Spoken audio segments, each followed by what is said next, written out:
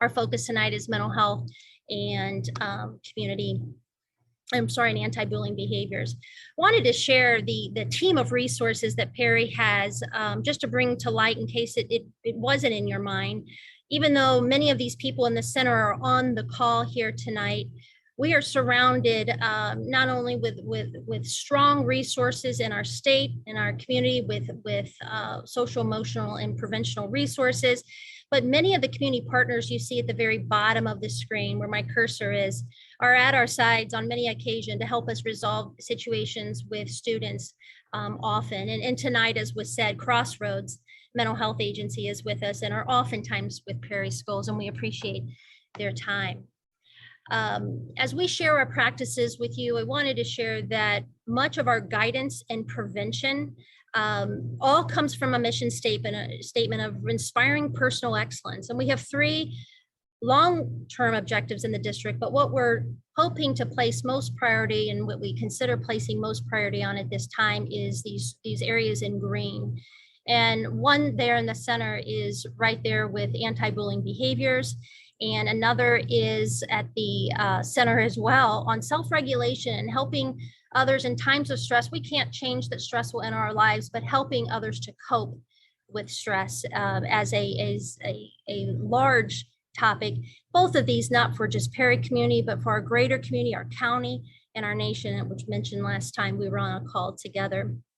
I'm certainly not the expert at this, but I know some things that we certainly put into place at a guidance level, as a social worker level, is helping kids to understand what triggers them in anxiety, how their body feels in different moods, and how to regulate themselves. As we have found from our district data, as we use data for academics, we also have started collecting for social emotional learning, as we learn that kids oftentimes at elementary come with great needs for self-regulation. That's not a surprise. Sometimes when they cannot self-regulate, it grows up into middle school, we see some behaviors and anxiety. And as that mental health grows up, we sometimes see signs of depression. Families in Perry have asked us to come together on this topic, give some findings, give some ways of coping, and we intended to do that tonight. And of course, we'll turn it over soon to our mental health specialist for even specific questions you may have regard to what you see here with coping. Again, one thing that you can anticipate in life is that stress will come. It's coping with it and learning how to regulate ourselves.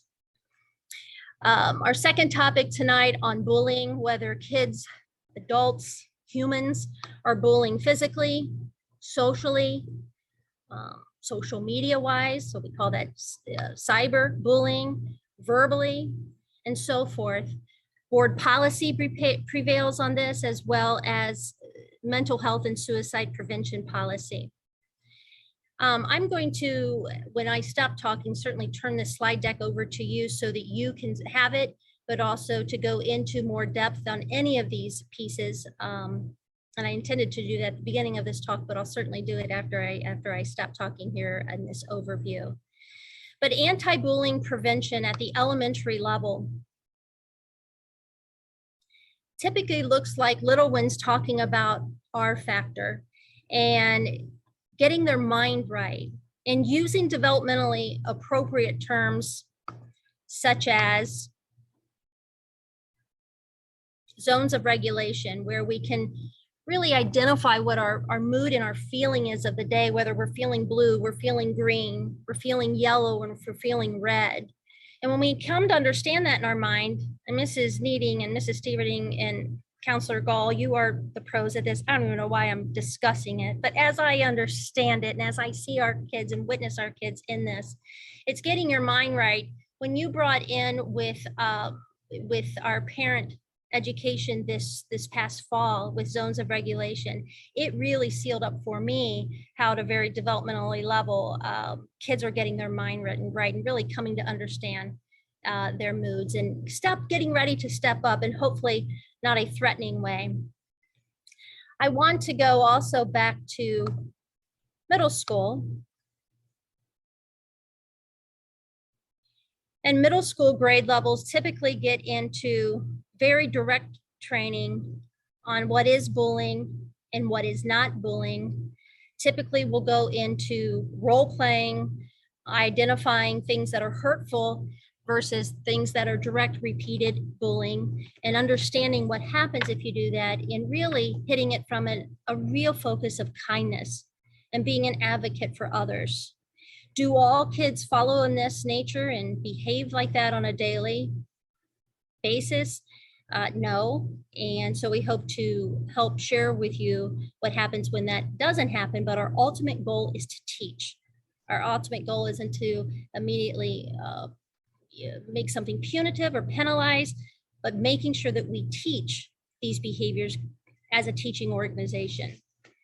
As we grow up into anti-bullying needs at a high school level, as our policy says, oftentimes this looks more like dating violence, healthy relationships, and often our prevention at the high school level is a service that we bring in from Women's Safe. And I'm certain if and when we have questions on any of these, our guidance or administrators are more than willing to help. But I wanted to show you how that grows up from a very young child level up through adolescence, up through a young adult in this overview.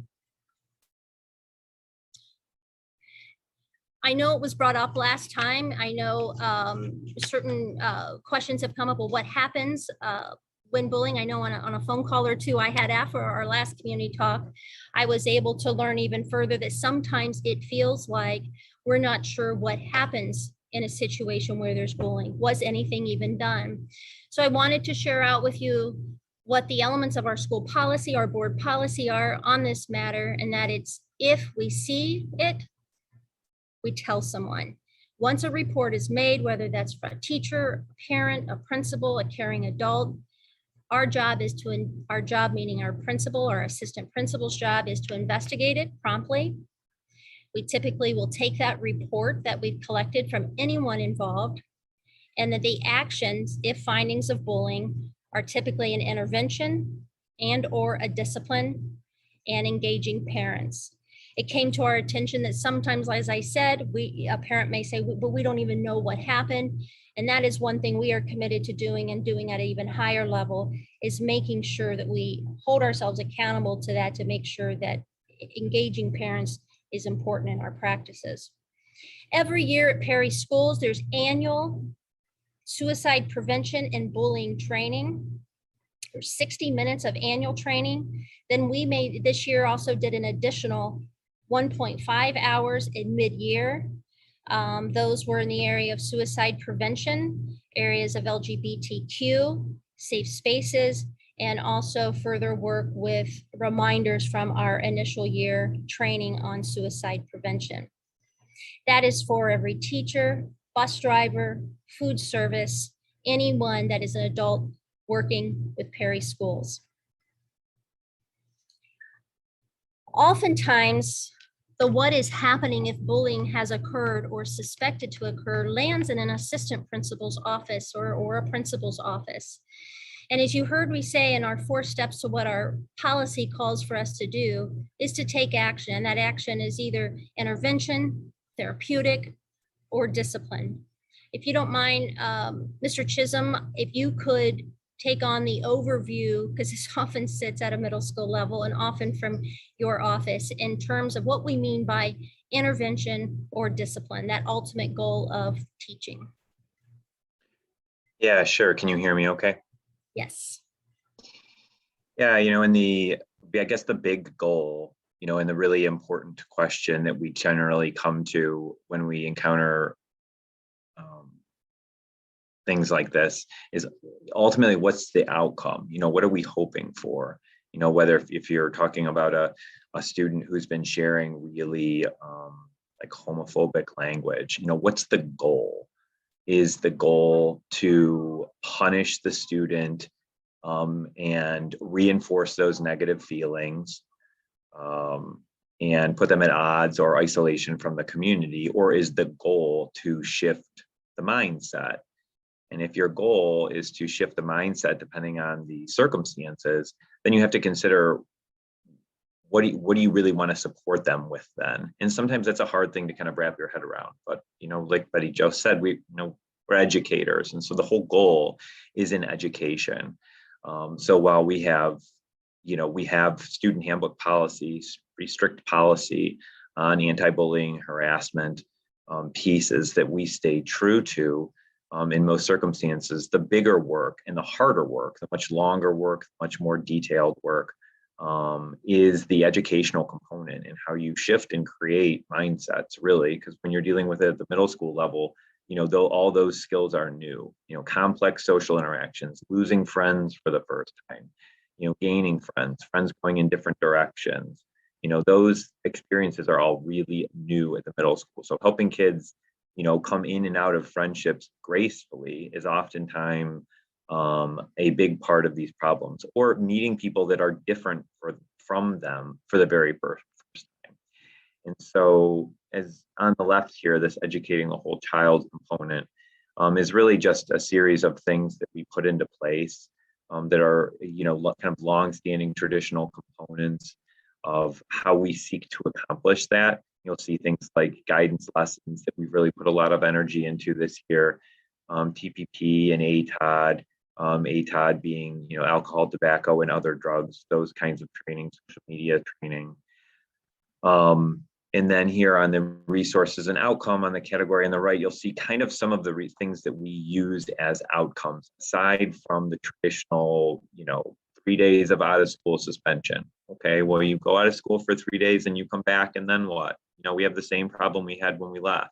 What's the work that's going to go into, bringing kids together? I often talk about the class sizes, forcing us to do the right work. Because if you have a class size of 500 kids, you can just keep kids apart from each other. You're on this team that's on a completely different wing of the building, and you're on this team, that's 4 hallways away. You don't even share a bathroom. You have separate lunch periods, and our dynamic and our setup really forces us to think long term. A class size of 120 kids over the next 6 years, you can't afford to just keep kids apart and expect that that's going to be a good long-term solution. So some of the resources and outcomes, depending on the outcome that we want, that we use, are new to us this year is our PHS Mentors program. That is in large part coming out of the work of some of the individuals that are on this call, some of the work from Dr. Molcheski and Mrs. Frazier, reaching for what else, what else can we do? What else can we incorporate? How can we make the transition to the high school easier? How can we get our kids at the middle school support who are struggling with a sense of belonging? And so this PHS Mentors program, we have are putting a lot of work and energy into. Pirate Academy is our after-school program for remediation and intervention. We often use as a response to a student who's been struggling. These mentorships, Torchlight is one of the is an adult mentoring program that we have some of our adult staff members who are connected to our really at-risk kiddos. We have a lot of students, that are suffering from bereavement.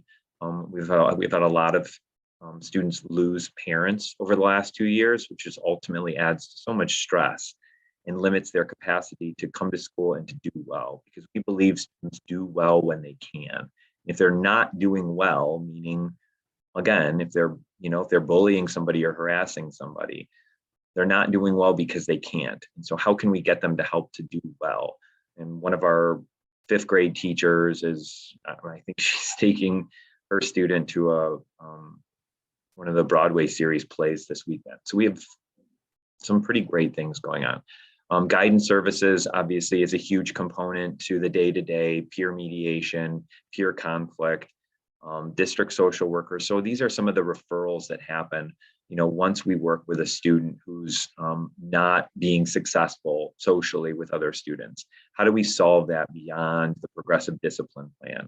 So we will often make referrals to guidance services, district social worker, a crossroads counselor, anchor counseling is our kind of tier 3 model of supports for intensive counseling that happens at the school. We also have social workers, We also have tier 3 intervention courses that teach social skills directly to at-risk students. And then we also have kind of a legal pursuit, when, because there are times where you can, you throw resources at a situation and you don't see the result you want. Because from a parent, the parent perspective is, yeah, I want the education component, but also I want it to stop. I want my child to be okay. I want my child to have good days.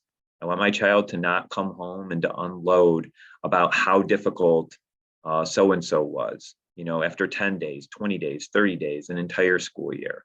And so we may be supporting children for years to see behavior changes, but for a parent, they want that change to happen now, and that's a reasonable want. And so we also explore and have begun exploring in more detail how we can incorporate the courts and our resource officers into making direct referrals when we have a situation that is either a persistent harassment situation or it's presenting an unsafe environment to students. Because while we keep the focus on education, the priority is ensuring the safety and security of students. And then the last component there is suspension, which is, it's ultimately something that we use and utilize frequently as well. It is not a particularly beneficial tool in terms of changing growth mindset, but it is an important tool to show the school district takes seriously, the behavior that's happening within the building. And then you'll see down at the corner there, areas for growth, things that I feel like we're either lacking or can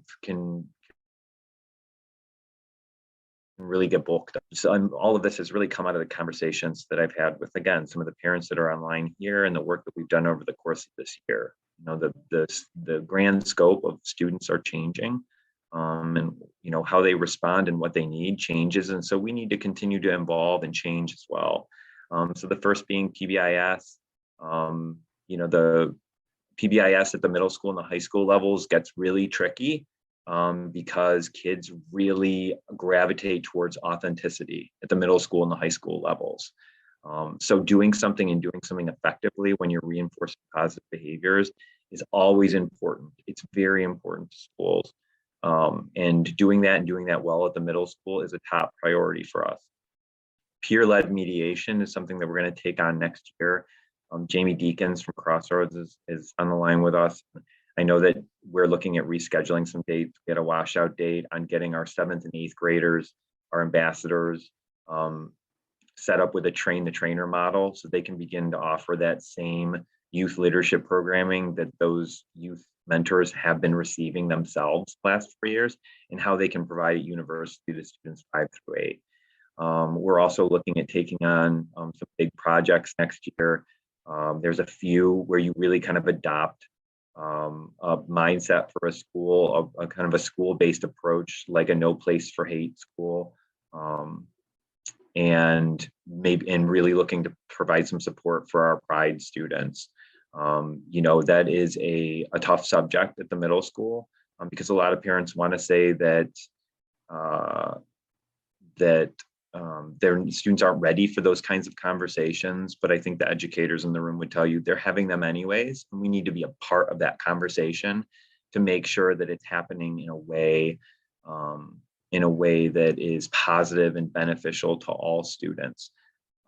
And I think the school needs to take an active role in making not only those students, but all students comfortable with their space and their sense of belonging. I saw a chat came up from Becky about PBIS.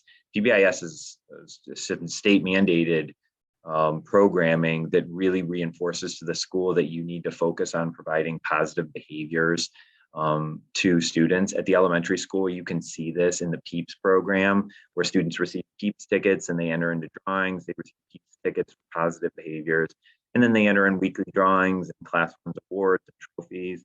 And it's really kind of like an adorable, elementary program, and students can really get behind it. When students start to become critical of those kinds of positive behavior programs at the middle school level is where it gets tricky. So what we're looking to do, and what we started doing, is using an app program called PBIS Rewards.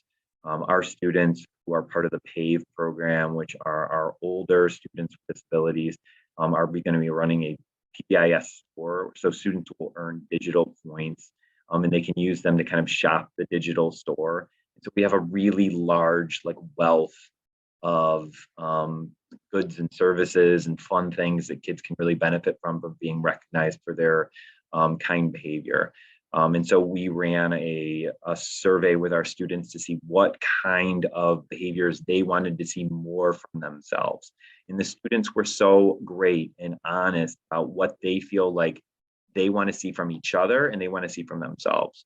And predominantly, the feeling and the survey produced results saying they want to see more kindness, they want to see more inclusivity, they want to see people standing up for themselves and standing up for others. So those are the things that we're going to be providing positive incentives for them to demonstrate those behaviors. Now, the real important work is the education behind it. So you can provide tons of positive incentives, and that's wonderful. You can give the kids trinkets and toys and all sorts of stuff, but unless you're providing the education and the time to teach the behaviors that you're expecting, you're going to get nowhere. And so that's what we're really looking at doing. And then the last one being supervised transition and staff supports. Schools always need to adapt, and we adapt every year. See where's our supervision lacking? Where can it spend more time? Where do we need people? Where do we need adults? Do we need adults sitting at cafeteria tables, guiding, modeling conversation? And I think the feeling coming out of this year, last year, is that we kind of need to get back to that. We need to get back to adults taking an active role in the day-to-day transition, in the conversations that students are having, because they're increasingly having conversations that are reflective of the world around them. They're hostile sometimes. Sometimes they involve really sensitive topics like LGBTQ issues, race, and we need to take a role in being a part of those conversations, so that we can model the kind of behaviors we're going to expect from them. So we talked a lot, I'm sorry. That's that slide.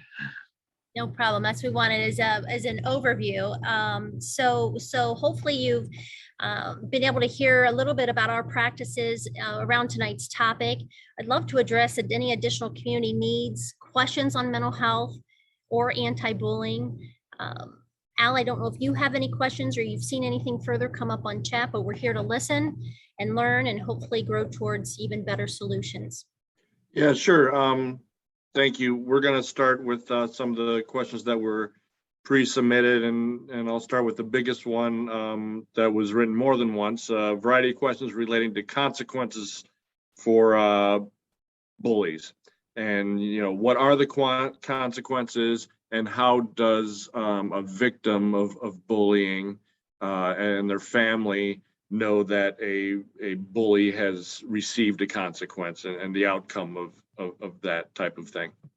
I won't take the screen that Mr. Chisholm just used off. I believe up here in this right-hand corner is oftentimes the interventions or discipline that are the consequences of bullying. You can see that they progress up typically. A progressive discipline is used, but there's also key things in this list that are fundamental to teaching and to looking for improved behavior and to give feedback on. There are some situations that are at such a high level that we will do whatever it takes to match what the issue was. For example, there are some issues that involve our SRO, there's some issues that will involve suspension, but ultimately we're a teaching organization. We try to use all the resources about us and the personal connections with kids to teach and to hopefully grow towards improved behavior over time.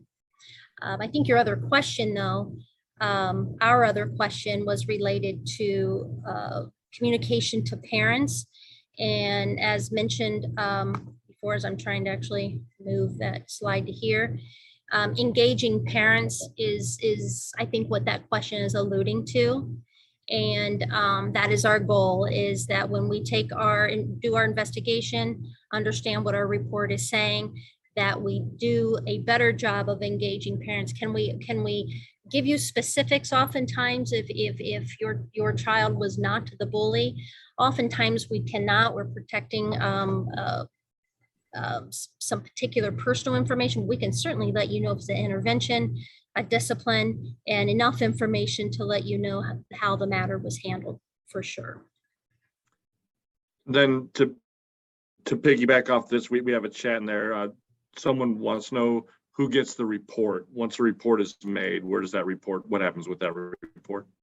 Our district report, our policy reads that the written report is to go to the parents of the suspected or alleged bully. That's my understanding of the report. We can all dig in, maybe not tonight, but we can dig into that language right here and certainly see that language in writing. And that's the 5517 bullying and other forms of aggressive behavior. One of the questions we have is, are there processes to ensure that the investigation side of a bullying case is equitable? And if it's not equitable, is there someone they can reach out to? Absolutely. If there is a conflict with how a procedure was handled, typically it's handled at the school level. That's where the event happened. We certainly can move it to me. You can certainly call the superintendent or the assistant superintendent, but we really value a chain of command to really ask at the level at which an event happened. We are at our best when you can ask the people that were most related to the matter. Whether that's in the teacher's classroom who knows the matter, whether it was lifted into the principal's office, that is who we really request you call. You certainly can call above a principal's head, but truly, who knows the matter best? The principal and the teacher involved. So we simply go right back to the sources to get our answers. We value, just for the sake of efficiency, to truly call and contact who was closest to the matter, who the matter was reported to, and if you feel like any of the procedure was handled incorrectly, you can certainly move up to the next level, which would be myself or the superintendent. And I see there's some, concern in the chat again about parents wanting consistency with this process. And, of course, that's understandable. And I think what we're working through right now in these talks and what's helping us get better is that, our administration is, they're all here in the same talks and we're all getting on the same page here along with community help as well. So do you have anything to add to that, Dr. Malczewski? Just a thank you, because this is how communities are at our best. We talk to each other. We don't talk about each other. We work with each other. We certainly are open to feedback and want to get better. You're in a district, thankfully, that we just simply want to get better. You probably heard me say this before, but we wake up each day. This is the career we are kind of called to do, and we want to be at our best. And it takes a village. If there's something that we're blindsided to, or we may not know but should know, please work with us hand in hand. That's how we get better. I appreciate the ability to meet with parents earlier in the fall to really talk through some things. Without that, we would just be talking surface around the situation and not getting into the heart of some of the matters we're here now talking about tonight. We have one question asking how children should be taught to defend themselves if they're being picked on. I don't know, Jamie Deakins, if that's something you can touch on, perhaps. Yes, thank you.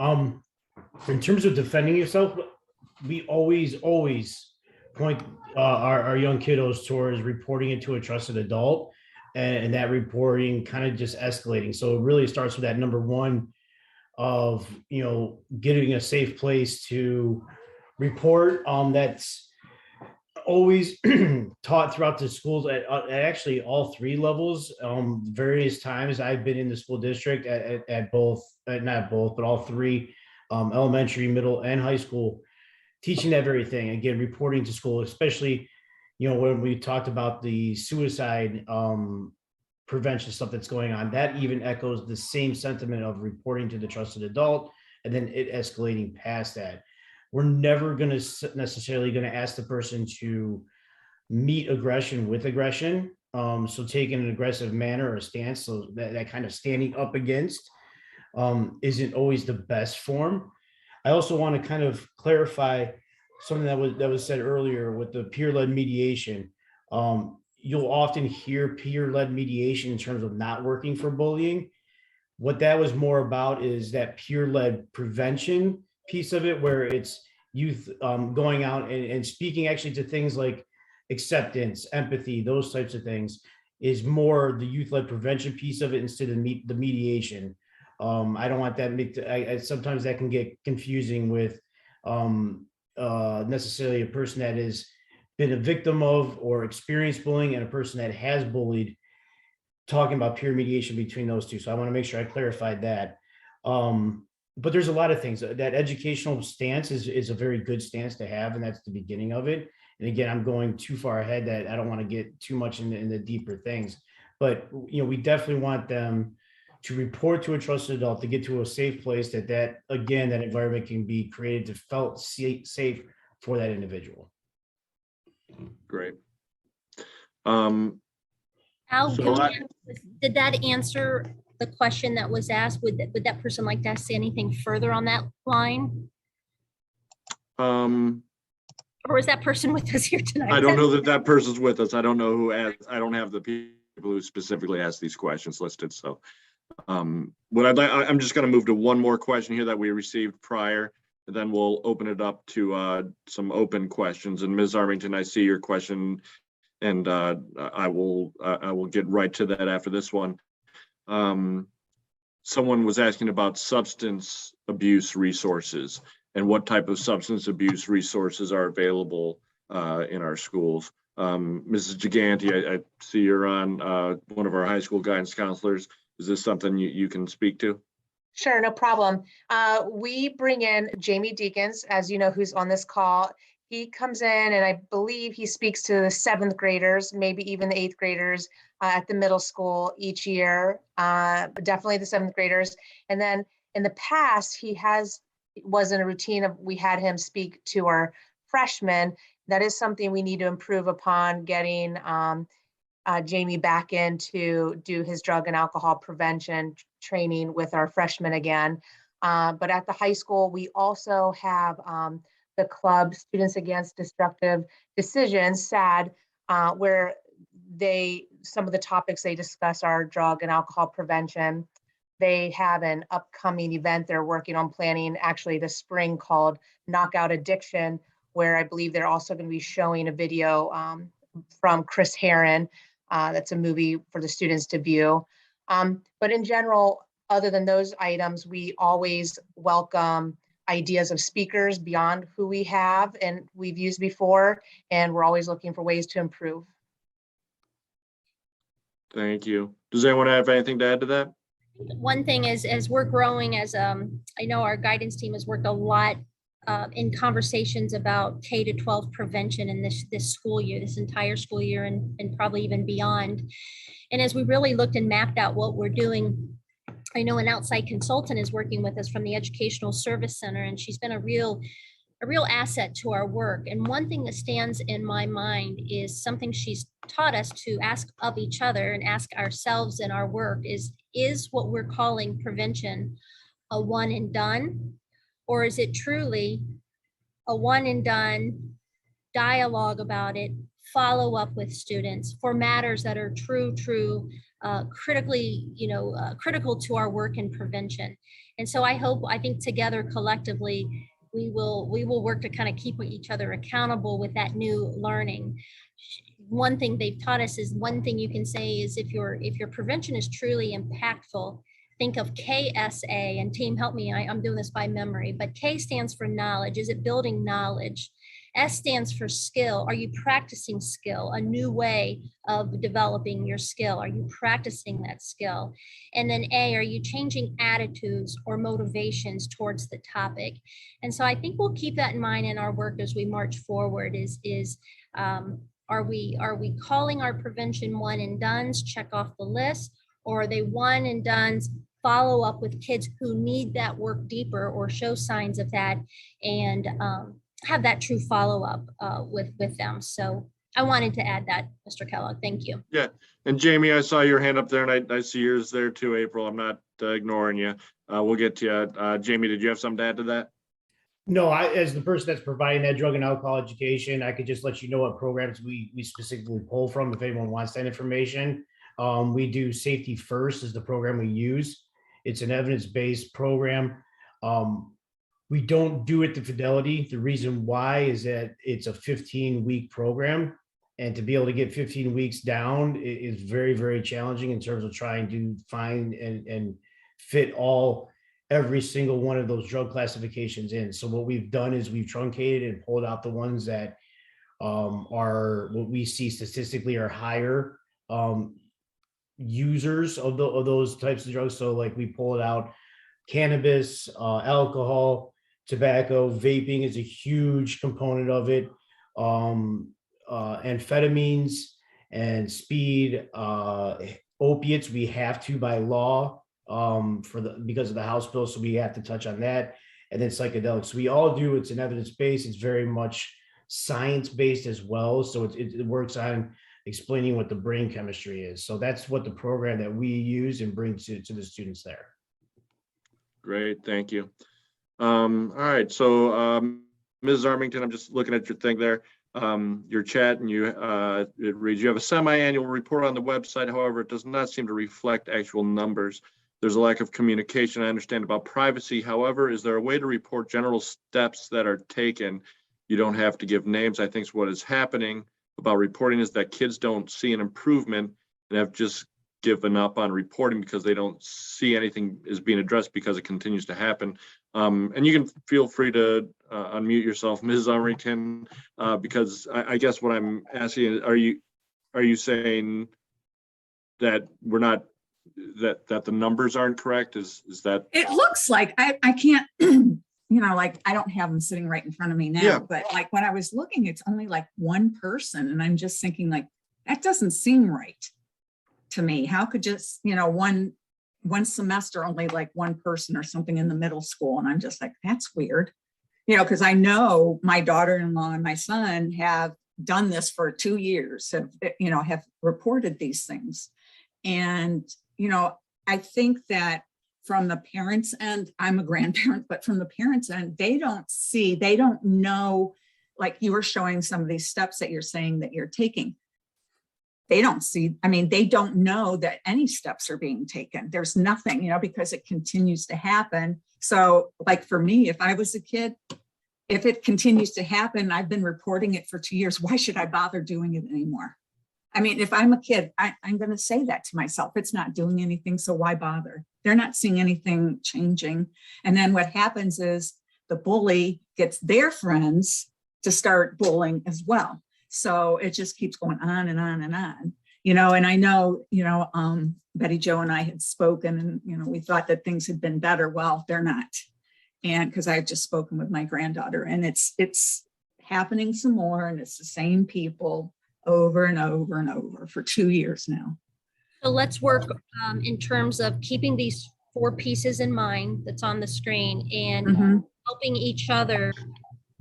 Many calls back and forth with principal and the parent in terms of what maybe is faltering in these steps. I don't think anybody's intending to, but you probably feel No, I don't think that. Yeah, I'm just saying, just help us with that. If you say, hey, I don't even know what happened. Our policy doesn't require that. However, we've listened very intently this semester and last semester to know that that's a missing piece. If nothing's said, we'll make up our own stories in our minds, such as, well, I guess it didn't matter. Well, nobody cared. exactly. So Yep. it's our job, and we're seeing that as well, is to try to do our best to engage parents of both sides, not just of the parent of the bully to know exactly what was said, but of both sides to give you the peace of mind, and also to how the child can better navigate themselves with what's been decided starting tomorrow in school, if there is something. So we're working, we spoke as a principals team today, just saying, you know what, that's an area we can improve on. We've heard it enough. Sure. We can in that area. Yeah, because if you just kind of, it doesn't, you know, if you could, even in your semi-annual report, if you can say, I don't have those steps in front of me, but you know, how many times a person was referred to this step or that step or whatever. We're not asking for names. I don't care who it is. Just so that, Refer, yeah, so that we know we can see that, okay, well, they're taking steps and maybe they referred this child to do this or to do that or whatever, or any child. So that, because there's just nothing saying because the kids themselves, and so it's frustrating for the parents, grandparents, if it continues to happen and they've reported it for these 2 years and nothing's changed, then nothing's happening. That's what we assume. Yeah, and let's commit to that. Can go two ways, that if we have failed to communicate, and I hope we do not, but if that were to happen, student or parent, come to that principal, come to us and say, hey, how was that handled? Is there anything I need to know? And chances are there's nothing they've done or they need to know except peace of mind that someone is getting some help, some support, and please tell an adult if it continues. Great, thank you. Are you good, Mrs. Armington? Yeah, thank you. Absolutely. I'm Mrs. Frazier, I see your hand up there. Hi, so I had two things that I just kind of wanted to touch on. First, the first one was just kind of something that I'd been bouncing around an idea with some of the parents that I've been working with. We started talking about the possibility of maybe starting a community-wide, for lack of a better term, maybe initiative or something. One of the things that we've been looking at was kind of Cleveland as a model, because they had this Kindland rebranding almost, because they were having, they're always having big issues. But I think they had reported that they had a lot of success with getting parents involved. And, as teachers and educators, that you can't be with that child 24 hours a day. They go home at some point.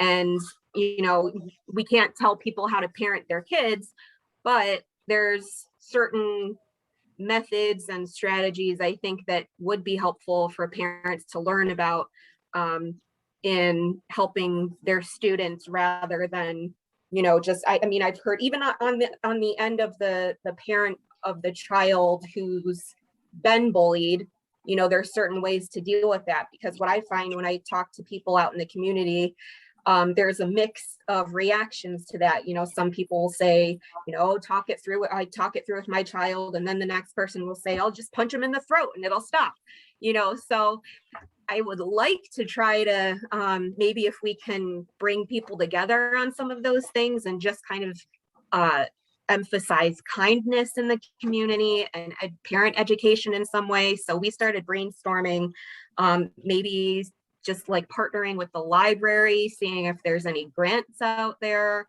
It doesn't have to be coming from the school because there's limitations with that. But I guess that's just something, that has been bouncing around our minds. And then the second thing that I wanted to ask about was if the students have been asked to measure or evaluate their feelings on staff support. So, we spent a couple minutes talking about what the students want to see from each other as a student body. Were they asked? I know there were a couple questions that we've talked about, like the questionnaire that asks them to identify like staff that are strong, that stick out to them as leaders, but anything other than that, I guess that's what I'm wondering. I'll start that, and anyone else have ideas? You're correct. The question when we benchmark survey twice a year, in November was our last one, March will be our next benchmark. The question that directly addresses that is, do you have, and it may not be enough, but these are the two that I think I would go straight to for students, is do you feel like there is an adult who is your champion or you can go to in this school? And they rate themselves on a Likert scale all the way from 5, absolutely, all the way down to no one. That helps us with decision makings on working with kids one-on-one.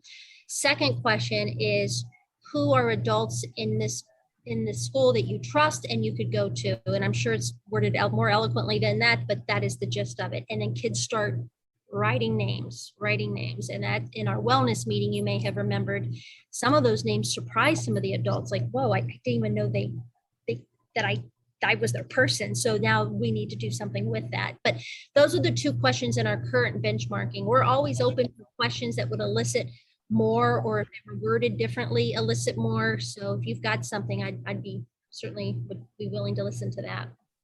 Yeah, I mean, that's Okay. something that, oh, I'm sorry. No, I'm sorry, April, if I can interrupt you for 1 second Sure. there. So in the Panorama survey, not only are those open-ended questions, and I can go over, I can send those questions to you, but there's also categories in there on supportive relationships. So it's not just an open question saying like, who's the person that you would count on? There's also direct yes or no questions that say things like, do you feel your teachers value you? Do you have people that you feel support you while at school? And there's a whole series of questions in the supportive relationships category. And it also asks about family members. Do you have teachers or other adults in the schools who you can count on to help you? So we took some really, I felt like really good data, and we've had discussions about whether or not the kids felt comfortable doing the writing in for teachers' questions. So aside from that, there are also some really specific questions about the supportive relationships that exist within schools. I'm glad you mentioned that. They're right. Our survey's two-part. One is self-awareness about me, and the other part is about school and my culture, the environment of my school. So that's where the Mr. Chisholm was referring to that second part survey. Is that the one that they just did that they think is anonymous? Is that the one? High school, if you have a high school students do some more freedoms of surveys, and which might typically take off from certain classes. But none of the surveys that they take for our two benchmarks of the year are anonymous, and in our directions, we state it is not anonymous. Okay. What was the one that you did have that was supposedly anonymous? We had high school help me. We do the It standard. was middle school. It was middle school. Oh, I'm not aware of that one. Do you remember, did I mention it? Or did I someone else? thought we discussed it because I had said that that the kids, I mean, like my granddaughter knew that she could be identified by her cafeteria number, so it wasn't really anonymous to the kids. I mean, they knew. So I'm just wondering how many real honest answers you would get from that. Is there like a third party or something that maybe you can, like that could read the answers instead, so that the kids really feel that it's anonymous? Because they knew right away. My granddaughter said, it's not anonymous. She said, our cafeteria number's on there. And I remember you stating that you said, well, we got to know if there's a problem. I think we were talking more along the lines of suicide or something like that. We need to know that, but I don't know if you're getting really as best information as you can get. Our motto is Benchmarks. to each other. If a kid has a situation, we don't want it to be anonymous. We want them to know. So our administrators' directions that we give twice a year on these benchmark surveys are noticeably that these are not anonymous. We also do that because they have a certain link, and it goes straight into every kid is every student, and perhaps their student ID number is in the system. So yes, when we go to analyze what the surveys are saying, and we see high level of need, high at-risk behaviors on certain kids, borderline concerns, absolutely, we know the names of the students. So there's wanted to answer that very clearly. Those two surveys are not anonymous. April, you knew of the one that we were talking about, correct? Yeah, I think it was just the ones that we were just mentioning, but I think in the kids' minds, I think I don't think anywhere they're asked to actually put their names, but they know they're putting their ID numbers. So I think in their minds, Right. they think they're trying to be tricked, but they know they're being tracked. I think that's an identification number, and they're like, put in your student identification number, but nobody's gonna know it's you. Oh, so maybe we've got some key instructions. That's good, helpful tip is we have some key, when I say key, common instructions we use, and maybe there's a little ad-libbing like put it in, but no one will know it's you kind of thing. So we'll look at that. We'll look at our instructions and look at our practices to keep those consistent. That's a I good. mean, for it to be totally anonymous, do you have like a third party company, like, you know, how they have Survey Monkey or whatever, that it would go to that third party? Then the kids are really, it's really anonymous. Because in their minds now, it's not. Our practice is we most definitely do not want it to be anonymous at this time, if you give a good reason of why, but we are intentional on making it identifiable. There was never an intent to make it anonymous. That is our practice right now, because we want to get to those kids as soon as we possibly can and not have to guess who is crying out loud. We want to get to them possibly. We know some of the kids, weren't honest and or didn't take it as seriously because they knew we were going to be reading some of the responses. Right.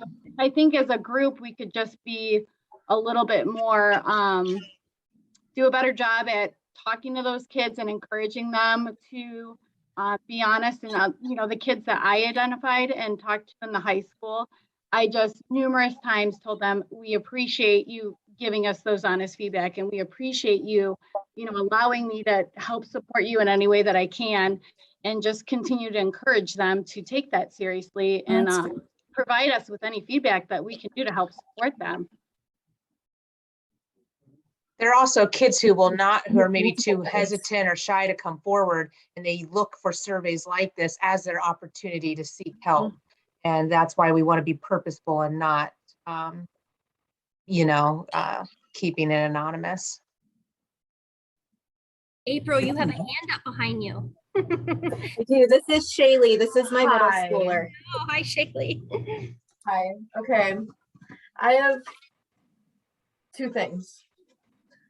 Okay, so the first thing with the surveys. Sorry, I know you didn't want to talk more about the surveys, but okay.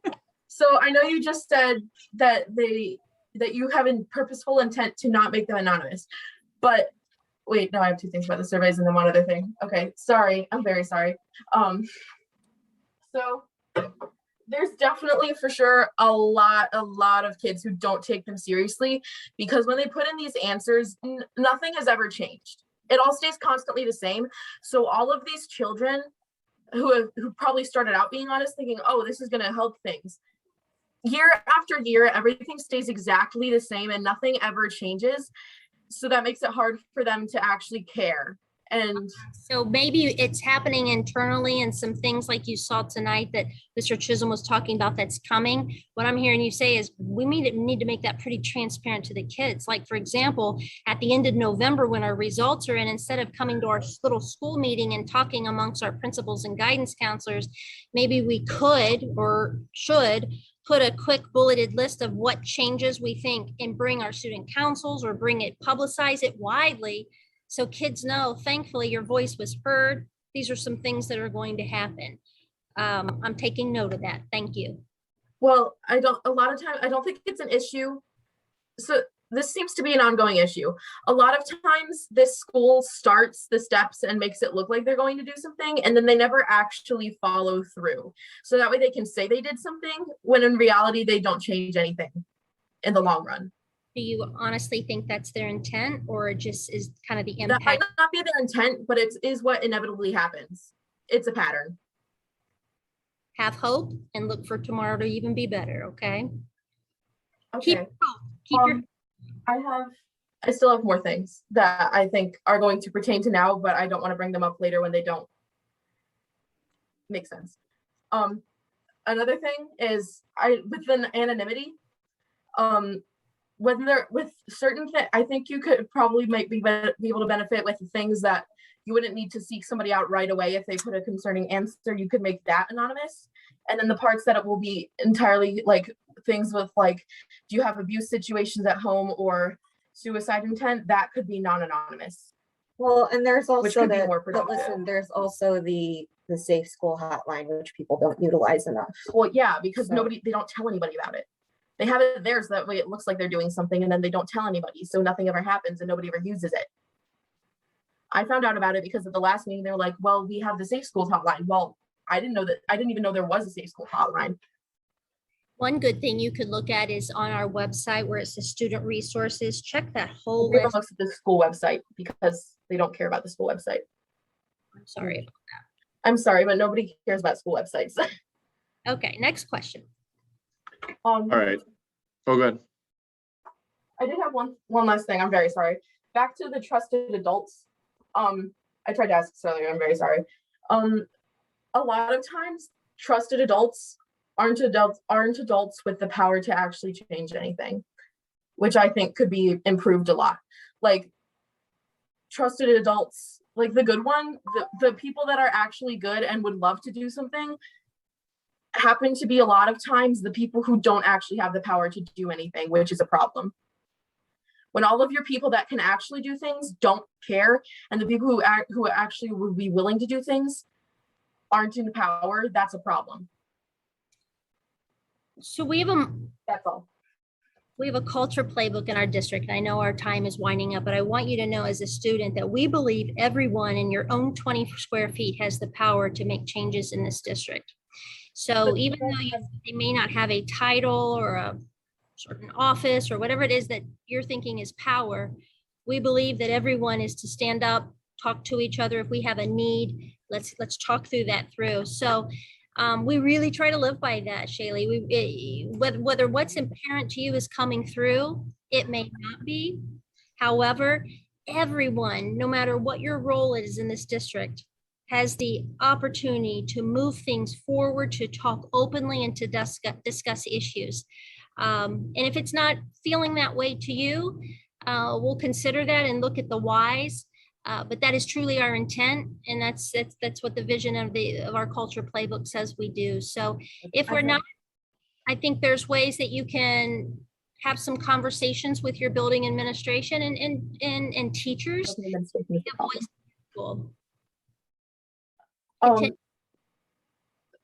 Sorry. All right, Mr. Yeah. Yeah.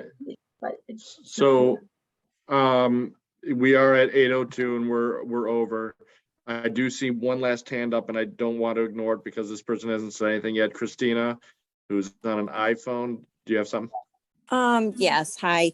And I apologize because I was driving during some of the calls, so I wasn't able to see the slides and I may have missed some of the information. But my question was in terms of the bullying and the actions taken to not prevent it, but to stop it. Do any of those, why aren't the parents and the students and the school able to get together and talk about it? Like, why are we not having like the parents of the bully, the parents of the victim, It's the parents of kids the bullies. themselves, and the like in a meeting talking about it? Because The parents of the bullies don't want to come to the meeting. That's the problem. Dr. Malcheski? So if I'm hearing you right, Christina, I think I'm hearing you say that during that procedure, during that time that we're collecting information and then we have findings and we realize there has been a bullying incident. Yes. If I'm hearing you right, engaging parents may be engaging parents talking to the other parents as well. Is that your suggestion? Exactly. Along with the kids. Why aren't we all getting together to talk it out and face each other face to face and resolve it? It's an idea. So if almost like a mediation rather than Yes. people dealing with separate sets of parents. Yes, face to face, eye to eye. Because I had just one brief incident with my child in the middle school. And my child is one that doesn't come home and tell me things.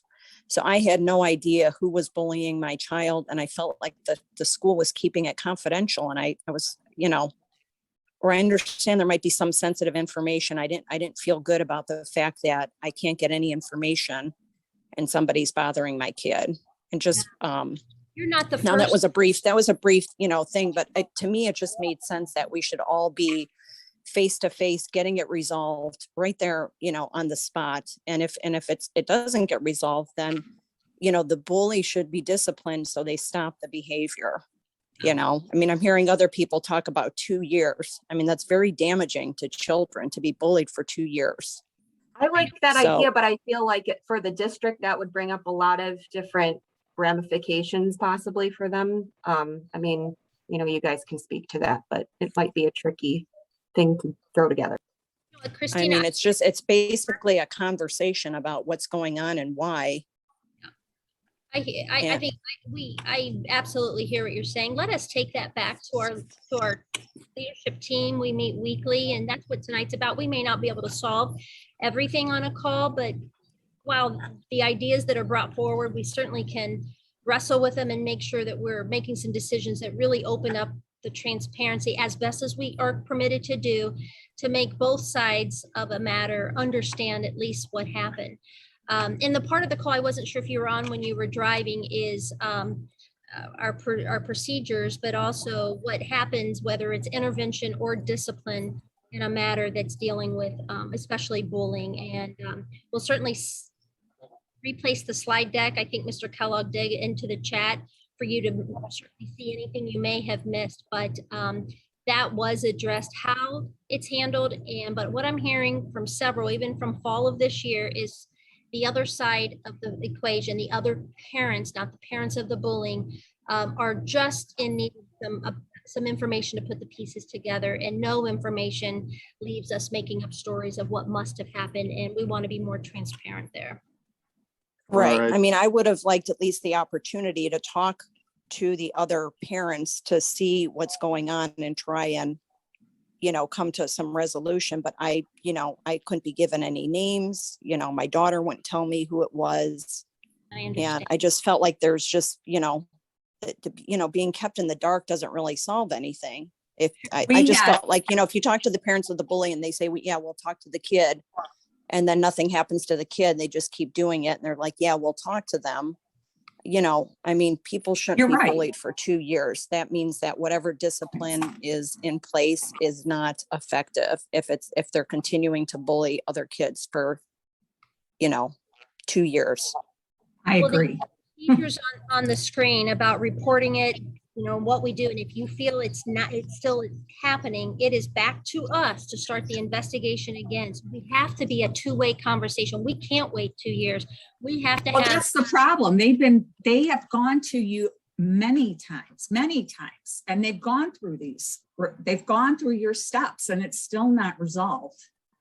And I can understand, I think, like we had discussed, and like Christina, I think you're right. But the problem is, like, my daughter-in-law had even said to whoever, I don't know if it was the principal or vice principal, could we meet? My husband and I meet with the parents of the bully? Right. Nope. They said, nope, they're not going to. And then, it's a click thing with the parents too there. That's what I've seen. Like, you see that the parents of the bullies that have the other girls that are friends, the bullies, they're all looking. I mean, it's a click. It's a click. Let us think on this a minute. Give us some, let us go back on this. There's some things we might be able to rediscuss and work through. Not an end or not a no at all. Just let us take us back to our team. I think I hear the need clearly. We'll wrestle with it this week. And Mr. Kellogg, keep me accountable if you would to get You got it. back to this team as soon as we've had an opportunity to discuss it. And I mean that. I appreciate your time. My way of getting some of our team to come back each time is for us to stay timely. And I really appreciate it. Anything you don't get answered tonight, you call the closest adult to the matter. And we want to do the right thing. And we appreciate your time tonight, and keep that two-way communication going. Anything else, Mr. Kellogg, before we sign off? No, that's absolutely it. Our next meeting's March 22nd. That is And, 9 topics. So we're going to have to get something out where we get not just the topic with questions, but what should the topic be? And we'll turn around and get that out as soon as we can and start. Bowling. The topic should be bowling, because this isn't Well, resolved Shaylee yet. just said she would really love it if there were some more students here to kind of. I feel like maybe they might repeat a lot of the same things we've already heard, but it might be a lot more impactful if you hear it from the kids I themselves. agree. Bailey, we have a wellness district team with about 9 to You 15. keep saying that and nothing ever, and nothing comes of it. You haven't been to it. Bailey, I was getting, Okay, we have a district wellness team of middle school and high school students that were invited to be on the call tonight. And so many of them said, if we have homework, we would love to be there. We can't. So we keep it open, and maybe next time we can even send it to every student email as well. We can talk about that on our to-do list. But again, want to hold true to the time. Thank you very much for being here Thank tonight you. for our next Thank talk. you. Bye-bye. Thank you.